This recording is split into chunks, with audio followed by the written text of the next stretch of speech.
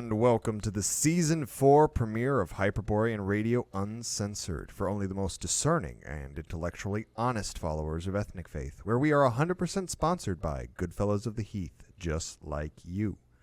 Make sure to follow us on Patreon, where you can get access to early concepts before we present them to the public. Think of it as our notepad. Thank you, Stephanie, for being our first patron. Make sure to join her, won't you? You can also follow us on Telegram, which brings us to our episode today, as we have been covering this topic on our channel for several days, with several days yet to come. How are you, CG? Oh, I am just splendfrickin-defulous. That's much better than splend-frickin' terribleness. Yes, it's like twice as good. Almost. So, yes, cults. Yes, and not the kind that... Not the occult, just No. cults. So what this is we asked ourselves a question. We didn't even realize ourselves exactly how important this was. And we've been covering it on our Telegram for several days, like we said, and there's several more days to go. So kind of pay attention to it. But the more accurate word language has us cornered here. Yes. Because the actual word would be school. But cult is close. But the school, or school of thought, in modern English, it doesn't accurately describe it. But it's what cult do you belong to? It's not what God do you follow, not what, there's other words, or other things. Like, not are you a Celtic pagan, not are you a Scandinavian pagan, but who are you? No, and we're not asking, are you a Platonic pagan? Like, do you follow Platonism? We're not asking, are you more into Nietzsche? This is all irrelevancy to us. Right. What it basically stems from was we've been discussing off and on, and you've probably heard us bring it up on the podcast, that there's this weird thing that's happened with paganism, by and large, in the modern day. Ethnic faith. To make it more specific, where it seems to have just completely gone insane. Yeah, and we was trying to figure out, how do we quantify this? How do we describe this? Well, a lot of it is because the people themselves, they don't. Okay, we've had people say, "Oh, I'm a follower of Tyr." The fair question is returned from me. Why? And no answer. Or sometimes the answer is very confusing, or extremely vague. Yes, because we had one individual, at least this kind of makes sense if you don't actually look into Tyr that much, which is they wanted to be a cop. Which Tyr has nothing to do with that. No, he's got nothing to do with law. Justice, yes. Law, nothing. You're thinking of Forseti. Right. The idea that we came up with basically is, and this isn't a really old concept actually, but most people don't do introspection. Society actually frowns on it. They say to do it, but they do everything. Society does everything that they can to stop you from doing it. Well, pretty much how introspection works in the modern day is find someone to blame. Mm-hmm. Basically, look to your childhood, find which parent you're Daddy hugged me too much. Daddy didn't hug me enough. Mommy spanked me too hard. Mommy didn't spank me enough. Right. And it's always somebody else's fault. But this introspection, so the way that we decided to quantify it, and we thought about it ourselves, and it seemed like a really easy question at first. But then it turned into a several-hour debate between you and me and then the guys that we talk to on a regular basis. And then we realized, oh, shit, this is really important. We need to share this general concept. But what it was is, which cult do we belong to? And we started with the easier ones to name, like the war cult, the death cult, the sea cult, fertility cult. Well, and there's more than the 10 that we ended up doing, but we were trying to think what 10 could we narrow it down to, because Telegram limits us to 10. Well, you can subdivide fertility cult into 20 different things minimum. And really, it's a good thing Telegram does, because we jumped in way over our heads. We had no idea what we were signing up for. But it's a good thing that Telegram limits us to 10. Yes, because we would have done more. I actually almost did. I almost did a second poll. I'm glad we didn't. So this is a lot of work. Well, and each cult, like say the fertility cult, you could spend a lifetime delving into the fertility cult and there's subsections of the fertility cult and still never hit the full depth of it. So for Telegram posts, this is very, very difficult. Well, and part of it what made me realize how important understanding kind of yourself and what cult you're in is it's irrelevant to what god you are. Like, let's say that you follow Odin, for instance, but you're more into the fertility cult, even though Odin has next to nothing really in his general mythology to do with the fertility cult. Right. You can be part of the fertility cult and part of the Odin cult without actually without Odin having to be a fertility figure. Because it comes down to what motivates you.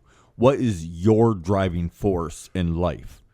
Precisely. And it actually, one of the things that made me realize how important this was to bring up, and after me and CG talked about it, why we needed to actually bring it up was there's a lot of different subgroups in the pagan sphere, but they're all kind of wandering. It's like they don't know what they want to do. And I think it's because, like, if you have some people that are really, really into the martial side of paganism, like your Church of Iron, your I'm going to be a warrior and go to Valhalla types. Right. Well, and then they automatically think, well, that means I'm part of the warrior cult. Well, hold up there, Skippy. Not necessarily. And that's where the introspection comes in. It's, you might be part of the war cult, but you might also think further into yourself and be like, actually, I'm more the sea cult because I am drawn to the sea, et cetera, et cetera. And the sea cult doesn't necessarily have anything to do with the sea either. Well, because I described it as exploration. Exploration. And then you actually came up with a better singular word description of it, which is freedom. Well, and you can actually see this, like, we were talking about figures that exemplify the cults, and it's really hard to do this with real life characters because they're too complex. Well, and real life characters are actually kind of limited in a way that a fictional character isn't as well. Yeah. Well, like, we were talking about the sea cult, and it popped into my head. That's why Jack Sparrow is so popular, is he is the epitome of the sea cult. He's all about freedom. He's all about exploration. He's all about adventure. He's all about the sea. Right. Toss it all to the wind and go forth. That kind of thing. But it's not, the sea cult isn't just that either. It's about testing your strength and your courage, facing the unknown, the so on and so forth. And by the way, just for, because we've been doing vocabulary words, I haven't covered this one, but sea used to not mean ocean or even large body of water. Sea used to just mean living water. So any water that was flowing was water of the sea. Even like, what are they called? Artesian wells. They just kind of bubble up, and then those form streams, and then streams form rivers. But because it's living water, it was still considered seawater. But it was sweet seawater as opposed to briny seawater. Yes, and that's the other thing is a lot of, like we brought up, school, cult, sea. There are so many words that have kind of lost their meaning or been conflated. Right. Well, like cult, it can just mean to cultivate. Yes, and actually that's one of the old terms for it was inhabit, caretake. Basically, it meant like a grove or a place of worship and the people involved with it, at least from what I can see. Well, it could mean place of worship because it didn't have to mean. Well, that's the other thing that people don't understand about most really old words is they had many meanings. Whereas now we have many words that are treated as having the same meaning. It used to be a single word had many meanings. Right. So context was important. You had to actually talk to people. Yes. You couldn't just half listen while you was waiting for your turn to speak. Precisely. Kind of like what most of us do today. I mean, we catch ourselves doing it to each other every now and then, but then we stop and reset, and I wasn't listening. Please say that again. Well, and a lot of this is as we're going through the cults, we're realizing just how much these different cults, basically what these 10 cults are, and the other ones that we didn't have time to really mention or bring up, they're bits of humanity. Mm-hmm. And the actual cults themselves, they upkeep these bits. Like the healing cult, actually, it doesn't just cover medicine. It's not just medicine. Because that's what I was just going to talk about, and we touched on it with the sea cult. The way that we've been presenting them is not necessarily the stereotypical what you would think. And it's not that they're not those things. Well, there's a few that aren't. So there's a few that are the exact opposite. But these of what cults, you think they're they not are. linked to a profession. No. So like for a doctor, because you just brought up the healing cult, and everybody thinks doctors, nurses, people in the medical profession. But you can be a member of the healing cult and be a welder. You can be a teacher. You can be a wood carver. It's the profession has nothing to do really with the way of thinking that drive the cult that you belong to, for a complete lack of better word that we can actually use. And same way actually with the gods. So you can be pretty much of any cult and still be drawn to you could be various deities. You can be part of the cult of Tyr, but then be a wilderness cultist. Right. It's not mutually exclusive there. So, like the cults, like what we're talking about, the healing cult, the sea cult, the wilderness cult, the animist cult. I'm not going to name all 10 of them that we're doing, but that's more a description. That's in the realm of man, the way that we're using it. It's more in the realm of man than in the realm of the gods. Well, it's something that we've actually brought up several times, is the people are the most important. Because do the gods show up in the folk customs? Like, I don't know, Santa Claus and his antecedents, or the May Queen and her antecedents. Or the showing up in the folklore, you got, what's his face? I forgot what his name is. Drunk guy, Tug of War.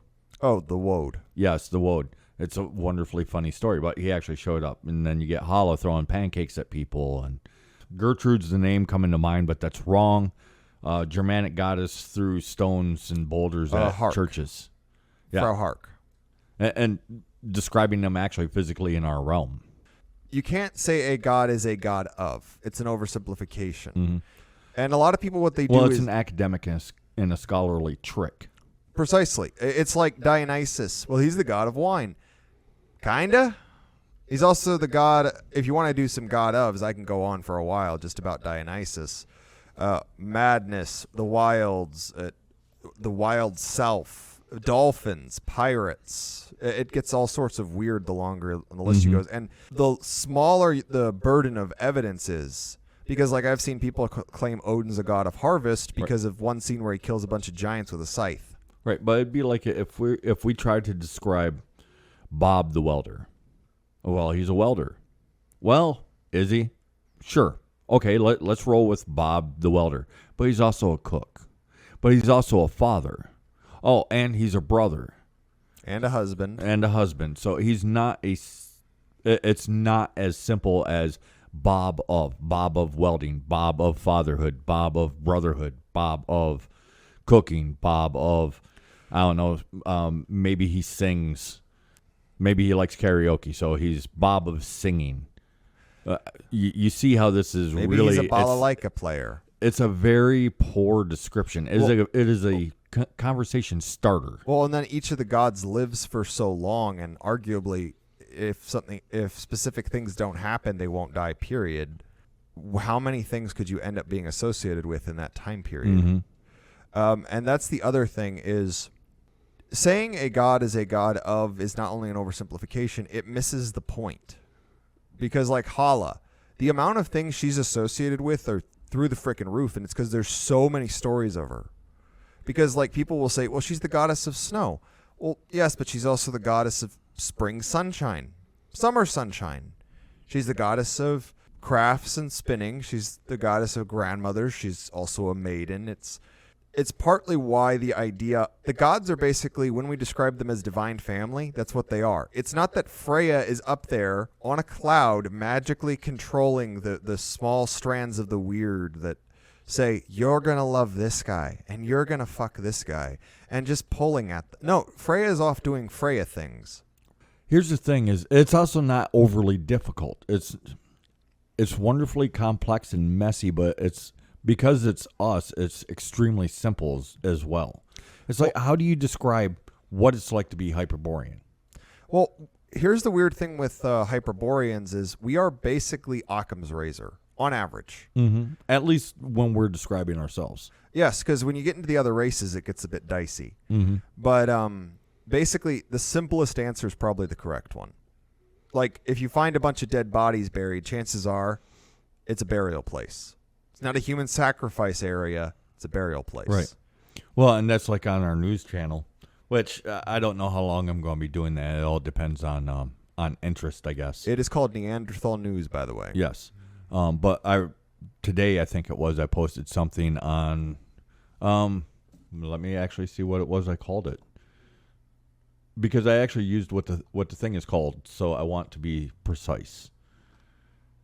Narrative and storytelling for archaeological education.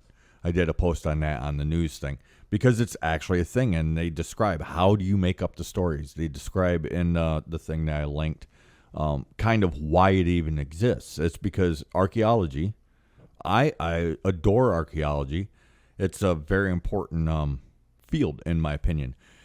But it was considered dry and dusty and boring, so they couldn't get funding to do archaeology. The only archaeologists were self-funded rich people. So they figured out, well, if we tell a good story, we can get funding. Right, people will give us money to go dig things up and explore the past. And eventually that turns from a good story into the correct story. Right. The story that we've all agreed on, and you're not going to break from the canon, are you? You're not going to destroy your career with not agreeing with the broader agreement. Exactly. So my point is they are obviously telling a story, one, to drum up interest and to so who is it that has the money? Church, rich people that have usually strong ties to the church, et cetera, so they're going to tell the stories through that lens, and then it gets cemented as fact. And then there's rules, like they can't contradict each other, and it's just gotten to the point where it's nonsensical, and that was not the original intention. The original intention behind the narrative and storytelling tradition of archaeology was actually really naive. It was innocent, very much like our people, because the idea was, I find this thing, try and figure out why or what or how it is.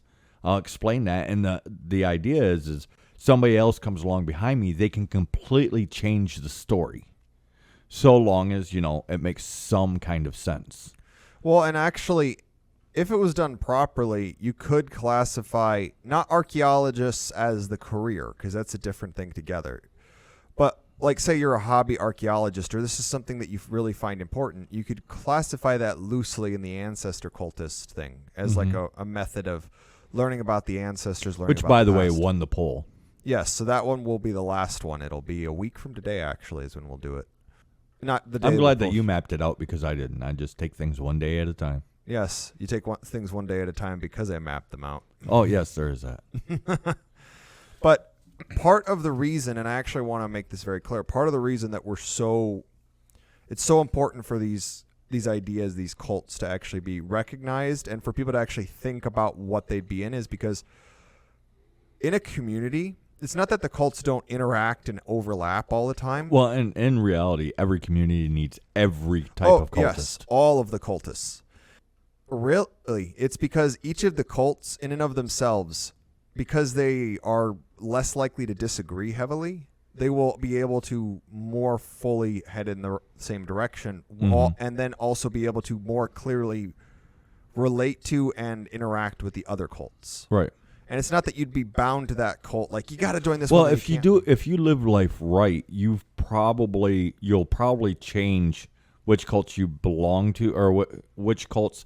Okay, if you live life right, there's an aspect of every cult within you. Well, it's like everybody is a fertility cult on like 50% of the popular holidays. Right. Because May Day, technically speaking, Halloween can be a harvest festival, but it's actually more of an ancestor festival.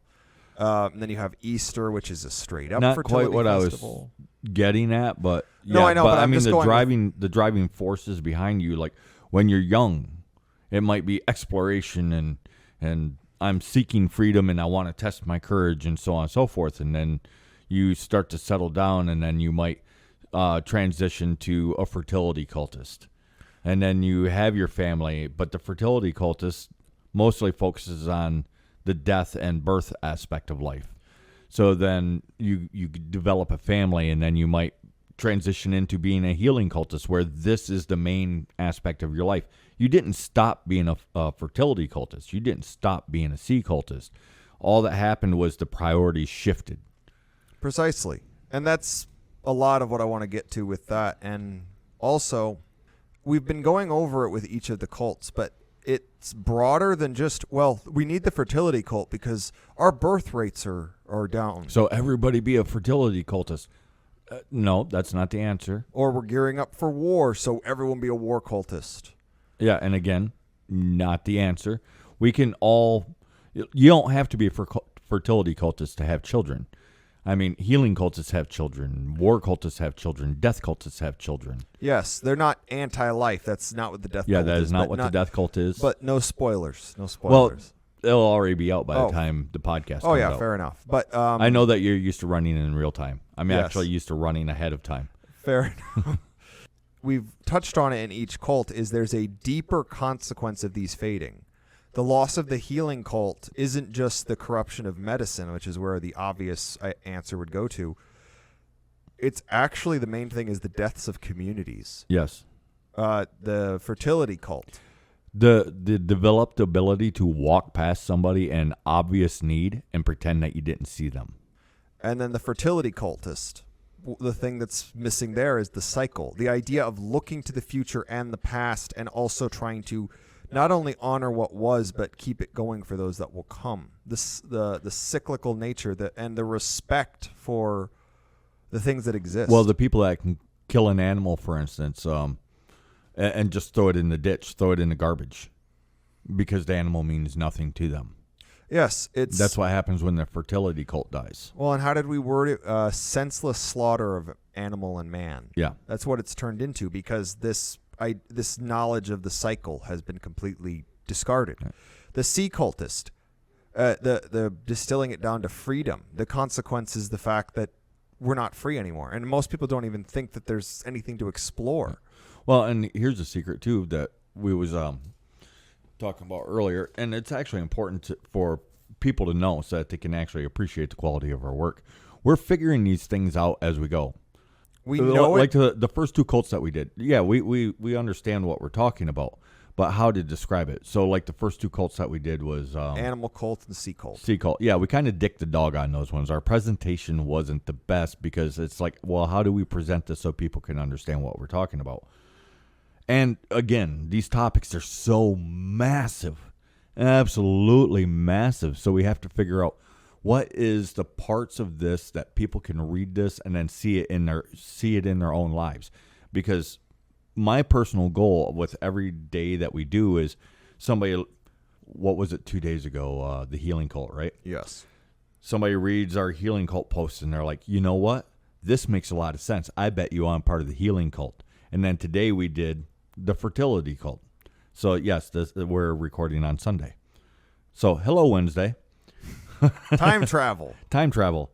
But then today we did fertility. And I want the person that yesterday read the healing cult to say, you know what, I might be a healing cultist. When they read the fertility cult, I want them to say, you know what, I see myself a lot in this. Maybe I'm not actually a healing cultist. I'm actually a fertility cultist. Tomorrow's death. And I want to explain it in a way where this same person reads death and they're like, you know what? I am really confused now because I might be a death cultist. And then after that, we have, I believe it is animist. Right. Well, because we actually did that to our friends. Yes, we got They're like, I'm this. They snapped off a real quick answer and we're like, well, no, hold up. Let's back up and actually examine what this cult is. And then as we did this, is like, I'm confused. I know I'm something, but I see myself in all of these things that we're talking about. Which one is most important? And that's the point. And that's the thing is once you've come to the conclusion, I could be in all of these, now you can start figuring out which one you actually are. Right. Which one is your primary? Because you belong, the reality is you belong to all of or most of, definitely several. Well, both animism and ancestor veneration is a part of everyone's paganism. Right. And when we posted that on the poll, I'm like, yeah, everybody's going to pick ancestor veneration because I don't think, or ancestor cultists, because I don't think that they're going to really understand the question. Our fault, their fault, doesn't matter, but it's just the way that it is. And I'm hoping when we post the next poll with more information about what it is that we actually mean, that the answers are more, they're just different.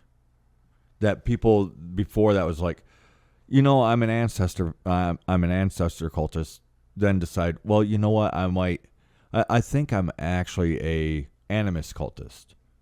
And yes, ancestor veneration is still important to me, but it's not my driving force. Well, and for most people, it actually isn't. Right. And that's kind of the thing is a lot of people are going to say ancestor cultist because almost every... Well, most of the people listening right now is probably like, I am too an ancestor cultist. Respecting your ancestors is different from being an ancestor cultist. Well, it's like an animal cultist. Liking animals or having a totem animal is not the same as being an animal cultist. And here's the thing. There's many different kinds of animal cultists. But most people, if it's their primary, they're the type of person that basically lived as an animal, like the Arcadian werewolves, which... That's what most of the hardcore ones are, yes. Yes. But there's different levels of it. Well, because the bear cult is really big in Burn. And I made the mistake on Animal Cultist Day of actually doing too many lore posts, and we fixed that by the third time we were doing it. We kind of distilled it down. We need these to come back. We need people to stop classifying themselves as a Norse pagan or a Slavic pagan, because I'm going to be fully honest, these words are meaningless. You telling me you are a Norse pagan means nothing to me. First of all, which Norse god? Second of all, how do you view this Norse god? Well, god or gods. Well, yeah. And the thing is people can lie to me all day and tell me all of them. No. That's a cop-out. It's like saying, what kind of flavor of ice cream do you like? I like them all. What's your favorite color? All of them. Yes. It means nothing. And this is the other thing is Norse pantheons. I've said this before, I'll say it again, and it's been used incorrectly. But pantheons are not a thing. It's various local cults.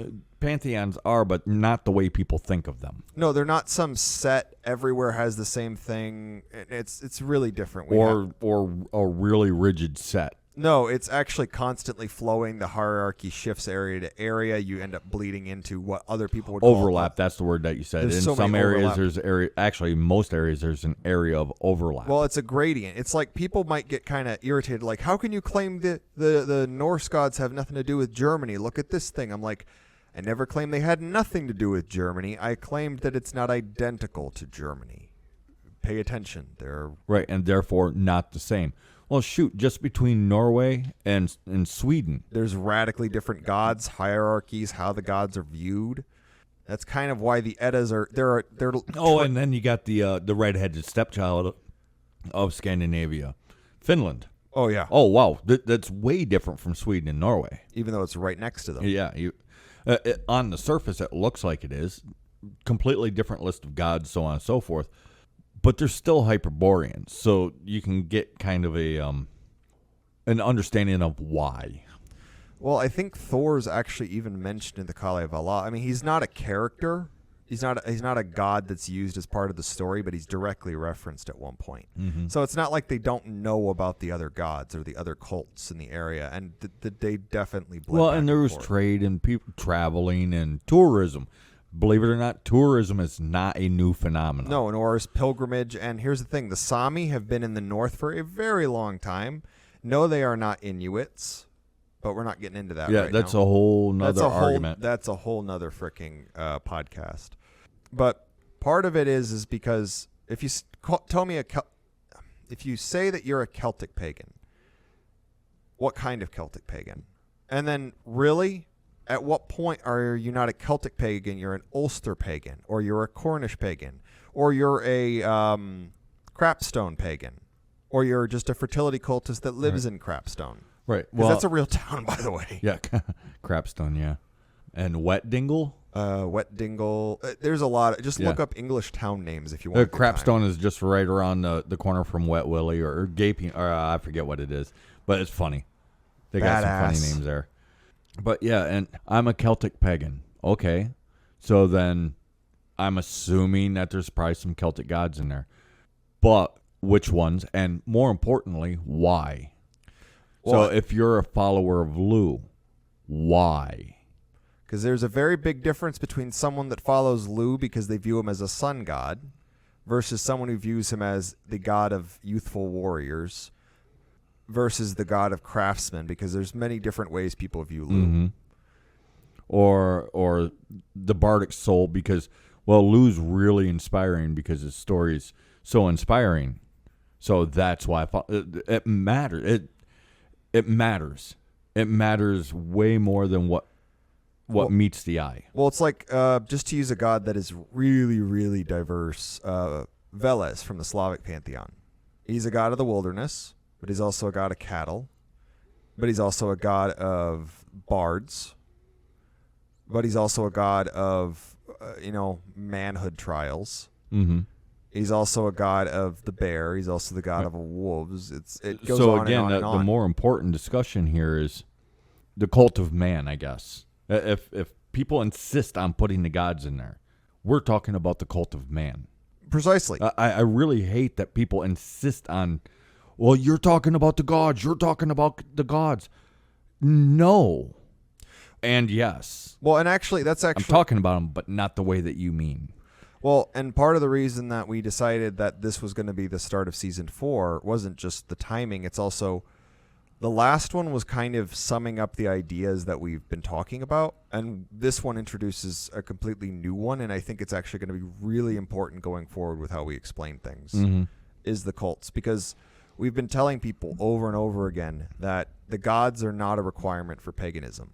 And now people get really at that, but it's true. And I used to say things like an atheist can be pagan. I don't say that anymore, not because I don't believe it, but because I think people misunderstand what it is that you mean. I think that most people don't understand that atheist just means you don't believe in gods. Literally. Yes, it doesn't have anything to do with, being a secular edgelord, right? Which is how most people associate it. Yeah, secular edgelord cannot be a pagan. No, not the way most behave. No. I think the best way I've summed it up is you have to believe in the strength and power of your own people. Yes. Yourself and your well, and people love that quote because that's actually based off from a quote from somebody asked. Somebody asked the Norse pagans, the old school ones, the ones before Christianization, what they believe in, and they said they believe in their own strength and power. Even if that one individual was not actually an atheist pagan, he summed up why an atheist pagan and a non-atheist pagan, a theist pagan, can both be pagan. Right. Why you don't have to believe in an afterlife and the gods and all these other as things. Being literal beings, and why you can still be pagan so long as you believe in the strength and power of your people. And that's the crutch right there. And crux. Really, if you think about it, it makes everything more important. Well, that's the thing is I've never understood. Well, you don't have an afterlife. So why don't you come to my church on Wednesday? What? Yeah, it's stupid. It's weird. But this whole concept that we're putting out there, it is really important. If you just take a few minutes, look at the things that we said, the way that we describe things, and it should become really quickly evident just how important this is. Well, and not just to like the broader pagan sphere, because I think it'll actually bring enough understanding that people can starting to think about these things and what their goals are and how they can organize. Well, and how we can work together. Well, that's the big thing. Is it's not just how we can work together. It's also just yourself, because so many people seem to be aimless in paganism. Yeah.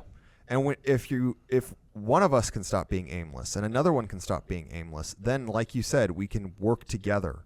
We can start cooperating. Mm-hmm. Well, and building trust, because trust is a very important thing. And I understand why trust levels are at all-time lows. But when we catch ourselves behaving without distrusting each other, we need to course correct. I mean, that doesn't mean charging off blindly into the dark. Or being completely naive just for the sake of being completely naive. But we do need to just awaken that bit of inside all of us of the healing cultist. And if you're a healing cultist that wants to start to repair or build communities, do it. Do whatever you can. Well, like one thing we was talking about before is the folk economy. Every pagan that I talk to wants the folk economy. Why does it not work? If you look at it, is the reason that we don't have one is a lack of trust. Nobody trusts anybody. And here's the thing is if we aren't willing to cultivate trust, what's the point? Right. We might as well pack it up at that point. Like, this isn't us, but, this guy, he's selling 30-foot totems for $10,000. How do I know that he's going to actually send me that totem if I send him $10,000? Yeah, no, I'm not going to do that, but I will buy this one from Amazon. You trust Amazon. That is actually what it comes down to, is you trust Amazon, you don't trust this other guy. And I understand being leery about it, especially with huge sums of money. We trust Jeff Bezos and his cronies more than we trust other pagans. Yeah. And good luck suing them, because the easy answer is, well, I can sue them. Good luck. Yep. These cults, they're important because it's what we're asking. And we're going to post a poll again at the end, hoping that that people have done some introspection. But what we're actually asking is, who are you? There is none of the cults are better, superior, more. There is no morally superior cult. There is no spiritually superior cult. One cult is not better or cooler or anything than any other cult. Well, it's actually something we've noticed throughout the entire pagan sphere is, well, the warriors are the best, or the shamans are the best, or the priests are the best, or the farmers are the best, etc., etc., etc. First of all, most people will leave out, like, the fisherman, the craftsman, so many of these other things. Well, and I've said it so many times. You know what? All these other quote-unquote pagan leaders, they can have all the priests, all the scholars they want. Give me the salt of the earth. I want the farmers. I want the craftsmen. I want the people that actually do things and have families and love and live and laugh. That's the people's attention that I want. We want the good fellows of the heath, the cunning folk of the stone circles. We want actual dirty heathens. We don't want the prim and proper, well, I'm part of the occult society of Isis and Osiris. Yeah. No, none of that. None of that bullshit. Okay, I have a freaking headache from reading this one guy earlier who was combining, I don't even know how many gods. What do they have? They have Santa Claus, Grim Reaper, Saturn, Amun from the freaking Egyptian pantheon. I think he threw Agni in from the freaking Hindu. Yeah. It was a big long list. It was a guy who, to quote our friend McThunder, the guy ate paint chips as a kid. Yes. Our own Sherwin Williams pagan. It was, oh my goodness. And it's kind of related to God of.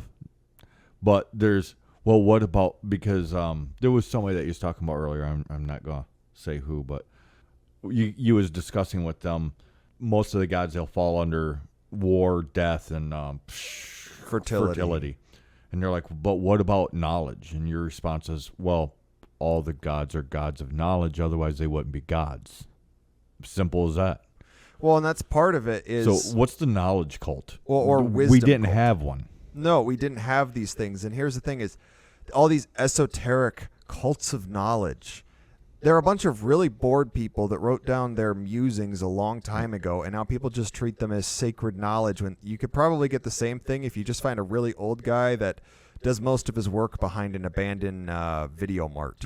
Well, and then a lot of people don't realize there's a difference between knowledge and wisdom. And not just knowledge and wisdom, but intelligence. And all of these words have been They conflated. mean different things. Well, like listen to season 3's finale. We go over all these sorts of vocabularistics. Right.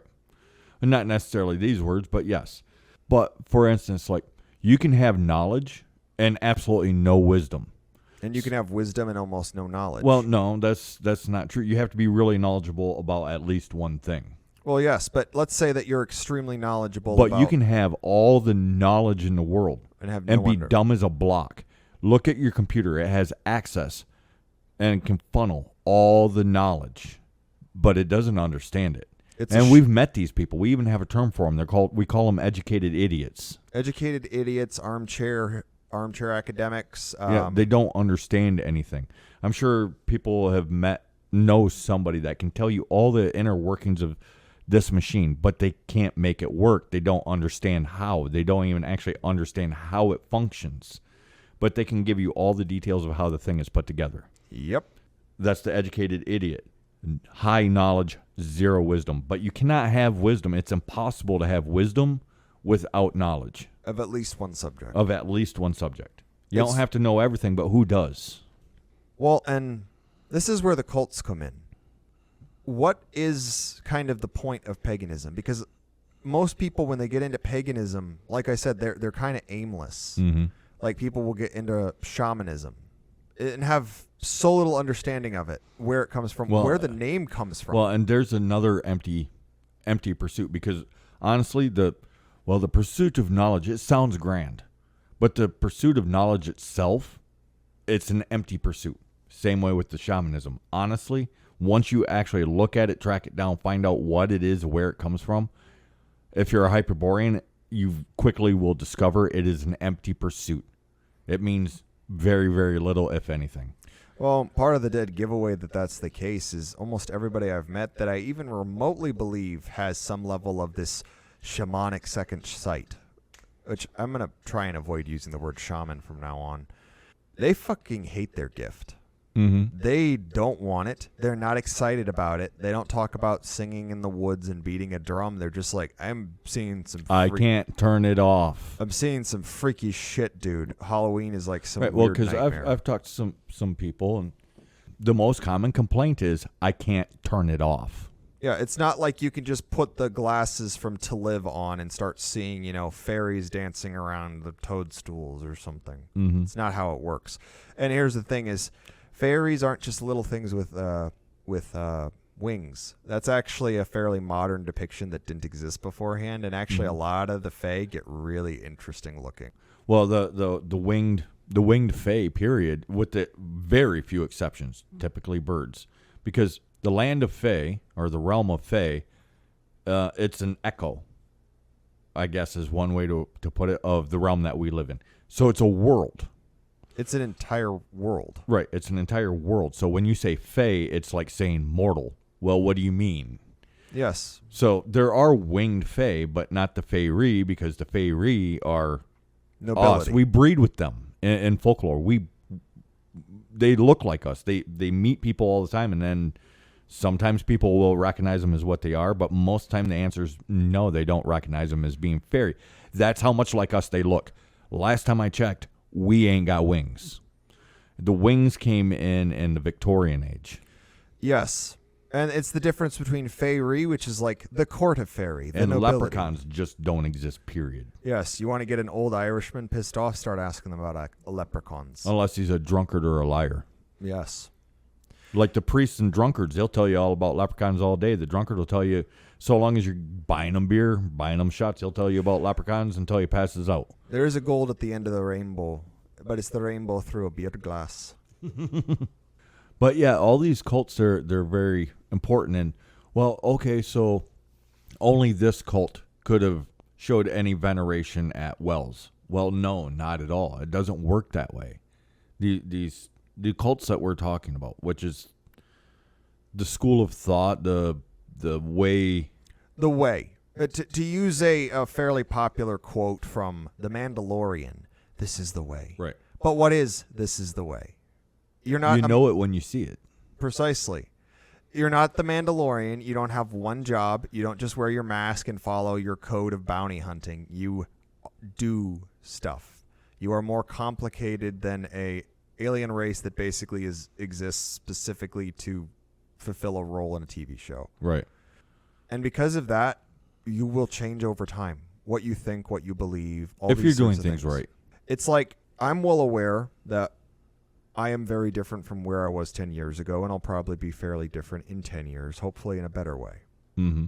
Because I'm definitely better now than I was 10 years ago. But the idea that everything stagnates, it's like I brought this up in my a brief discussion of the gods article. The gods are not stagnant. They grow with us. They've lived a long time, so they're kind of set in their ways, but what's to keep Apollo from switching out his toga for a rich Grecian playboy's outfit? Mm-hmm. Why would Frigg not find the sundress of like a southern belle to be something beautiful and want to wear it? Why would they still be wearing the garb from 1,000 years ago? If there was an immortal today, you think they'd still be walking around in Viking armor all the time? Maybe. I mean, granted, there are some rich weirdos that dress like Victorian dandies. Right, all the but time, I mean, here's the thing is, if one of the gods, we're just going to, for the sake of fucking argument, pluck a god up out of the realm of the gods, and boom, full powers and everything as is in our realm. Why would they not want to get to know who we are? Could they get to know who we are strutting around in Viking armor or in a toga and speaking antiquated and then flinging lightning bolts or calling wind or whatever? No, they would actually want to dress like us, talk like us, so that they could interact with us, so that they could know who we are. Well, actually, I think what would probably end up happening, unless they started just straight up using their godlike powers to prove what they are, is remember that one movie? It's a dark comedy. It's about basically Adolf Hitler gets plucked from. Oh this yeah, time and period. then nobody believes him. Nobody believes he's actually Adolf Hitler, so they think that like he's a genius comedian, and he gets like a whole. Look Who's Back, I think the name of the show is. Yeah, I only Netflix. saw bits and pieces of it, but I think that it would probably be like, I am Thor the Thunderer, and the first thing would be probably, you don't look like Thor, you don't look like Chris Hemsworth. Yeah. Where's your blonde hair at? Oh, I've man. watched the Marvel movies. You're like the worst Thor I've ever seen in my life. People get goofy, and I know when I said the thing about if you plucked a god up out of the realm of the gods and put him in the mortal realm, they would not want to look like us and talk with us and interact with us. They'd want us to grovel at their feet, of course. Of course, there was one person out there, you know who you are, that immediately got mad and said that. No, they would want us to worship them and grovel and... Well, it's like when we were looking for pictures of Tyr a while ago, we found one where a guy's just sprawled out on his knees like, oh, great, Tyr. And we were just like, Tyr would have boot-fucked that guy. Yeah. Just beat him to the ground for groveling like. Or you got these weakling. Feminists with the Morgan. Oh, yeah. The Slay. Morgan would take their skin and wear it as robes. Yeah, St. Bartholomew. Yes. Because that is a badass statue. I mean, she is ruthless in that way, and she loves men. These feminists don't love men. Well, The Morgan loves men. Well, it's something that people don't seem to understand is just because a god is male does not actually mean its venerators were primarily male and vice versa. There's actually many gods where male god, mostly female worshippers. Mm-hmm. Female god, mostly male worshippers. Yeah. It's kind of how things work out. It's like in the modern day. There are women that absolutely detest being around other women, but they love being around men. And not just for sex. They like talking to them. They like interacting with them. They like The debating smell them. of them. They like smoking cigars with them.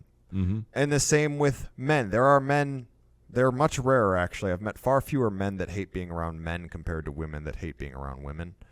But men that hate being around men, but they love women. Mm-hmm. They love the look at them. They like it. And not because they want to look like them, just because they like being around them. Because the women pay attention to them. The women make them feel good. So they just like being around the women. And women are, let's face it, y'all are prettier than we are.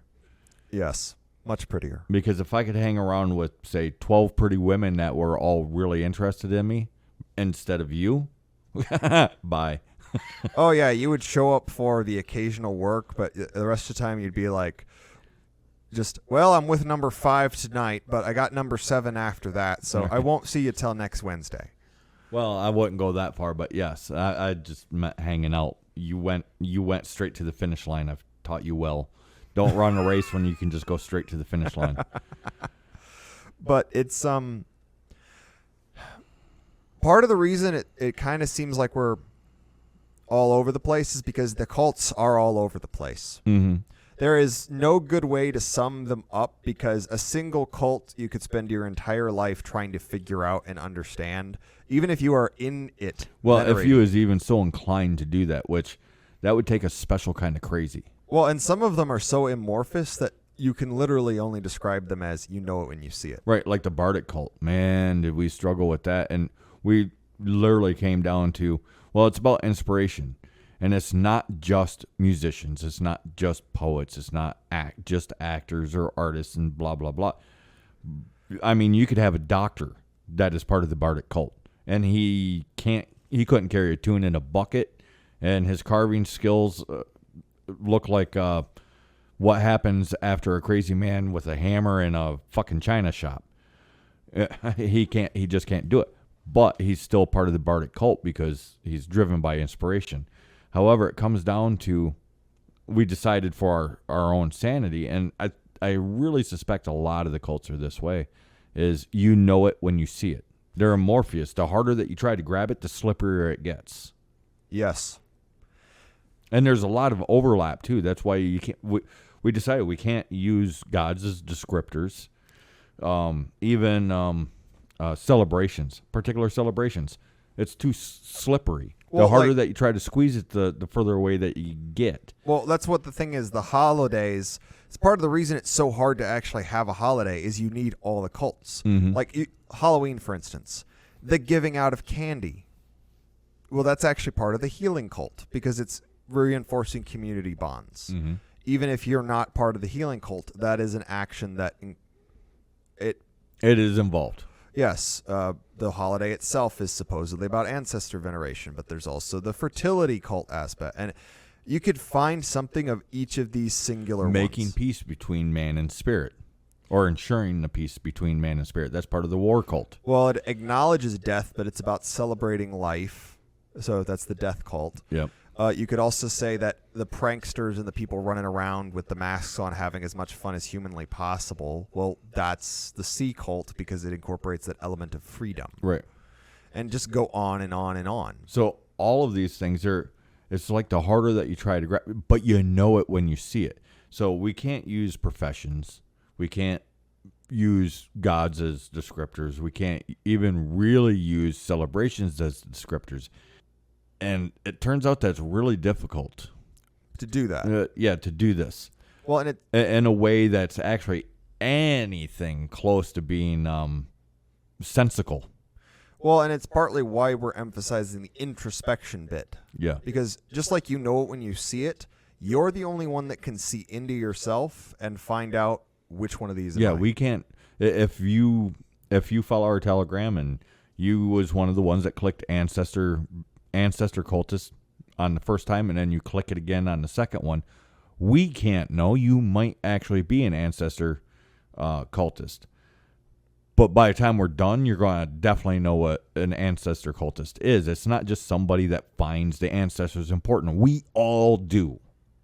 We all do. We all find kindness and the healing of our people important. Does that make us all part of the healing cult? Looking to the or future, healing understanding cultists? the past, freedom, not being chained down like chihuahuas. Right. So then apparently we're all sea cultists. Just because you place value on the ancestors does not mean that you're an ancestor cultist. Because we was talking about which one is sitting your driving force. Well, and you can't truly be a whole person until you fully understand the animal within. Right. So, and I'm sure that there are actual ancestor cultists out there. But I think most of the people that clicked that, they didn't understand the full depth of what we was talking about. well, I honestly think if people pay attention, about at least 50% will change their vote. Yeah. Well, and I was happy that only 42% picked what I thought for sure is going to be 90% of people they aren't going to pay any attention. They're going to click this. So bravo. I'm glad some people actually thought about it, because some people, like, we could watch the counts go up on the views, and then slowly votes would come in and dribble in, so it showed me that some people was thinking about it. And honestly, I was surprised that ancestor cultists didn't rank in at like 90% with, the reactionary just click it thing. So I'm glad some people thought about it, and I'm hoping that we get people to rethink about it. And is there anything that you want to talk about? We got a few minutes left. I think I'll just finish up actually and just say the point of not only this podcast but the last 2 weeks on Telegram sort of talking about these cults is we need to actually start taking some introspection and thinking about not only ourselves but the people as a whole, because right now paganism, ethnic faith as it is directionless. And here's the thing is the direction that ethnic faith needs to go is not a straight line. It's not even. It's both. It's not the straight and narrow. It's not the straight and narrow. One could say it needs to go in all the directions at the same time, constant, and also backwards and forwards. while also being in the present, which sounds absolutely nonsensical, amorphous, and impossible to define, but that's the point. And I will say, welcome to Season 4 of Hyperborean Radio. We got a lot of interesting concepts that you'll probably be hearing about in the following shows. And for the first time of Season 4, this is the Lore Keeper out. All right, so, yeah, let me see. It seemed like we was really rambling more than usual. And we was kind of, because this is such a big and difficult topic to grab a hold of. But it was still all going in the same direction. I hope that gets people to think about it a little bit. I hope that listening to this, if you wasn't paying attention to what we'd said about the cults before, you go back, read what we're saying. Argue with them. Scream at your screen if you think that we're wrong. Don't bother screaming at me because I don't care. But it's like when watching a TV show, listening to watching a movie, listening to some podcaster going off about some topic. If you try talking to them, like argue with them, the TV show can't hear you, but cuss it out and be like, you know what, you got this part here right, but this part over here was wrong, because it engages your mind. Don't just sit back and just absorb it, because that's called programming, and we don't want to program you. We want to deprogram you. It's okay to argue with us, to scream at us, to get mad, but what we want, what our driving force is to get you to think. So if you agree with us, that's great. If you don't agree with us, but you continue listening and reading and following, that too is also great. So make sure to share us around. We are growing quickly with your guys' help. And numbers of listens and views and subs. So we really appreciate you guys sharing us around. You know, we're turning in herpes. We want to go global. Okay, not really. I'm actually scared of success on that level. Yeah, spread us around. We're growing. We're starting to make ground. We're starting to see ripples affect our circles again. So that's also great. And don't be afraid to join us on Patreon, because we could really use the support there so that we can, I don't know, get another what are those things called? Webcams. So that we can get another webcam, and then you guys might be able to see our pretty faces when we're talking. Because currently right now you'd only get to see me or the Lore Keeper, but not both of us. Programs. There's programs that we could get where there's certain things that we'd love to do. It'd really increase our production value, but they're just out of reach. So if you could follow us on Patreon, maybe one day we can afford to do these things, and then production value jump up, and so on and so forth. And we do have plans of where we want to go with this, but baby steps. I'm not going to reveal them all to you, because we've done that before, and then people think that we actually have these plans in action and they're moving. And no. It's baby steps, and we're making these steps one step at a time with you guys. So thanks, guys. So until next week, don't keep your head down. Don't keep your mouth shut. Make sure that your powder's dry, because we can all see the shit has hit the fan. All right, see you guys next week.